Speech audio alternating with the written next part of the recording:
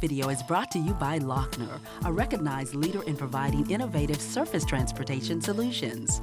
Learn more at www.hwlochner.com or contact our Dallas office. Laws made in Austin and at the federal level govern how roads are built and funded, how fees and taxes are collected and used, and even how TxDOT operates. This video will help you understand our state and federal lawmaking process, how the Dallas Regional Mobility Coalition influences public policy, and what you can do to help. I'm Linda Coop, Dallas City Council member and Vice Chair of the Dallas Regional Mobility Coalition. And here with us today is Ryder Scott, who's the Director of the DRMC, and Steve Mitchell, who's the City Council member and former Mayor of the City of Richardson. Well, welcome guys. Thank you. And we have a lot to cover today, but how about, let's start with you, Ryder. How does a bill become a law? It's often been said that you should never watch sausage being made or legislation being passed. Each session there are almost 7,000 bills that are passed, and there's no way that any member could know all about each of the bills. Imagine for a moment all the cars in the lot at a local CarMax. Now, sell all of those cars 4 times over in just 140 days. That's what happens in the Texas legislature. The car salesman couldn't know the details about all those vehicles, but yet that's what we ask our members to do. That's where DRMC comes in. We provide that information to our local members. Passing a bill through the House and the Senate is challenging. The legislature is designed really to kill bills, and that may not be a bad thing.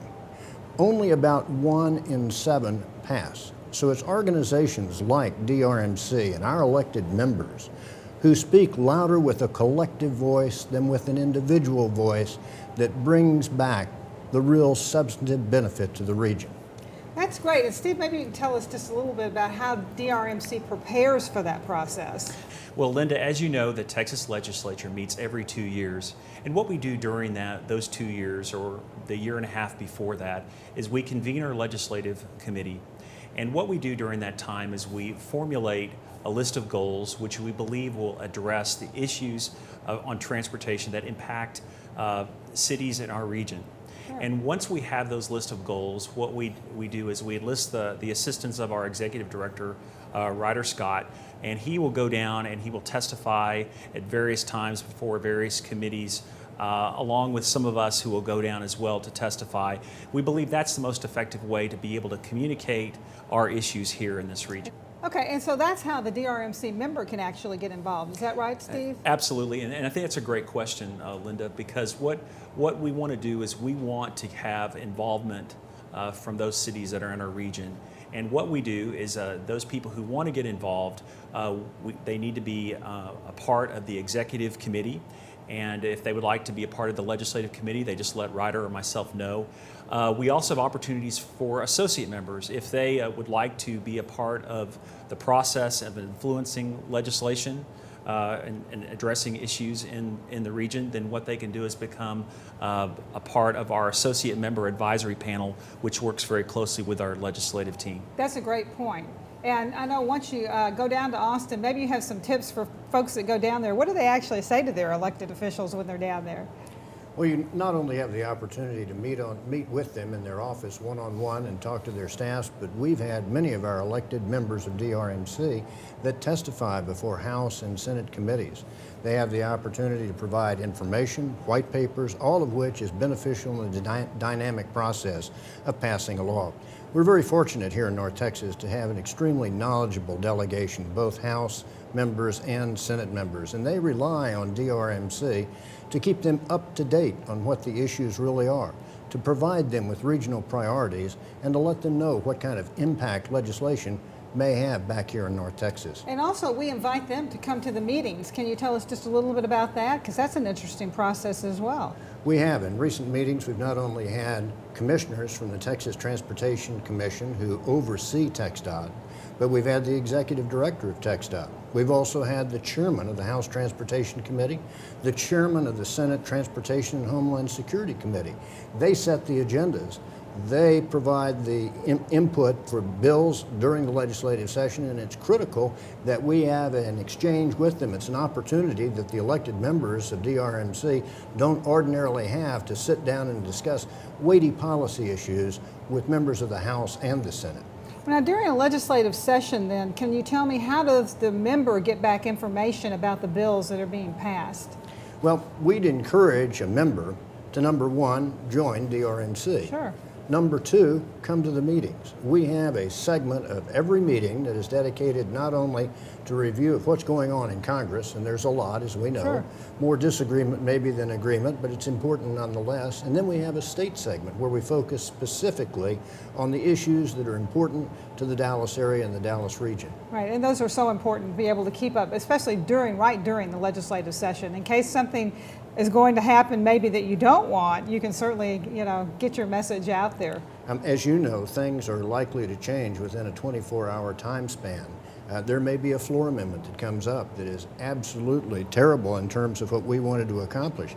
We have an opportunity then through our email contact to contact our members and urge them to contact members of the legislature. They don't always know what Floor Amendment 71 on page 136 of the last bill on the House floor really did. Sure. We provide that valuable input for our members. Yes, it is very valuable. Well, now, Steve, let's turn to you and ask, can you give us some successes that perhaps we've had recently?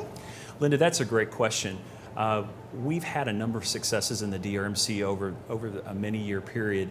Just in the last session or two, one of the successes that we've had is we simply have been able to stop legislation that has come forward that we believe may actually undo some of the successes that we've had in prior sessions. We think that's very important. The second thing is that, as you know, this region is projected to grow exponentially over the next 20 years. Right. And there is absolutely no way that we will be able to publicly fund all of the transportation needs that we have in this region. So consequently, the reauthorization of the public-private partnership, I think, is very key in solving a lot of what I believe are our regional transportation issues. Ryder, do you have any other additional items to add? Well, I think this last session, Steve, under your guidance, we also requested TxDOT to develop a statewide rail plan so that we would have an affirmative strategy for other than providing just highway construction. We'd have other modes of travel. A transportation reinvestment zone is innovative thinking out of the box funding that we talked about in DRMC and the legislative committee under your chairmanship championed during the legislative session. But I agree with you that I think one of the most important things that we did was keeping what we had. Yes, and I would add to that, Ryder, is that as we know, we have two major highways in the Dallas area, I-35 and Highway 183. And what we've done is we were very successful in getting the support of the legislature to be able to address the transportation issues along those corridors because particularly with I-35, it is a major north-south corridor from Canada all the way down to the border of Mexico. So we've had a number of successes that I think that we're very proud of. Those were big successes for our region Yes. this past legislative session, and it really took a team effort, as a matter Yes. of fact, to get those over the goal line. And so, I would say that those will be major opportunities in the future to improve transportation along those two corridors. Let's talk just a little bit about the federal legislation because a lot of the funding or lack thereof comes at the federal level. So, Ryder, do you want to talk just a little bit about that? The federal system really started in 1956 with Dwight Eisenhower, our president at that time, and he created the interstate highway system. And that now has been completed and built out, but somebody has to maintain it, and that goes to the funding or lack of funding that you're talking about.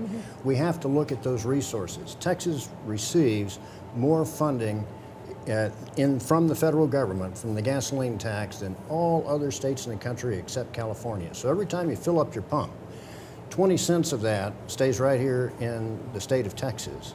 About 18 or 19 cents goes to the federal government. So we're very concerned about reauthorization. It's called the Surface Transportation Program. It has to be reauthorized every 6 years because that's where our federal funding comes from. We're also concerned about the budget for the Department of Transportation. What is the new federal priority? We need to do more than just maintain our interstates.